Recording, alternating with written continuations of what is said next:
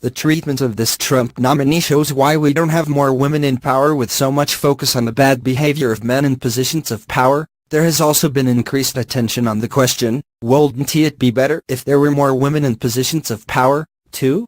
Conservatives bristle at the idea of electing or appointing people to roles to meet certain demographic targets, but it is hard to suggest that it is perfectly fine and natural that, say, less than 10% of Republicans in Congress are female. The Trump administration has taken heat in recent weeks for appointing relatively few women to positions in the federal judiciary. The current makeup of the Trump cabinet includes women in only 4 of the 23 cabinet-level roles. Just last week, we got one step closer to an improvement in those numbers. Kirstjen Nielsen's nomination by President Trump for Secretary of Homeland Security was advanced out of committee, with a final vote on her confirmation is expected shortly after Thanksgiving. Nielsen, an eminently qualified choice, holds the distinction of being the first nominee to the Department of Homeland Security post to have previously served at the department itself. That experience, says Fran Townsend, Nielsen's former colleague from the Bush administration, is a major asset.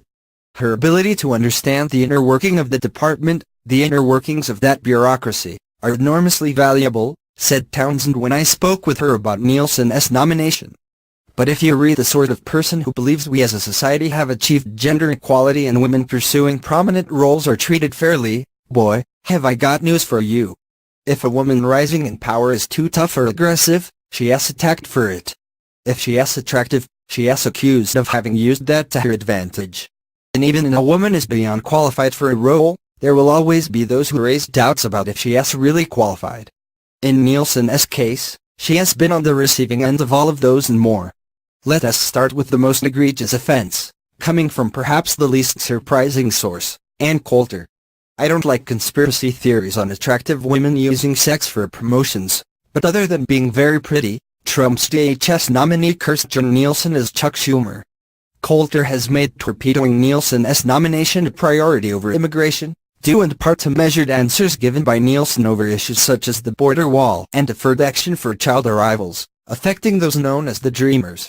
If Coulter wants a wall from sea to shining sea and wants the Dreamers deported, she has a right to that position. Pushing the idea that a woman with whom she disagrees must be trading sex for power. Despicable, though hardly a shock from someone like Coulter.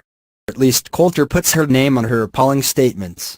Politico saw fit to run with a story headlined Kelly's deputy annoys Trump aides with rigid style.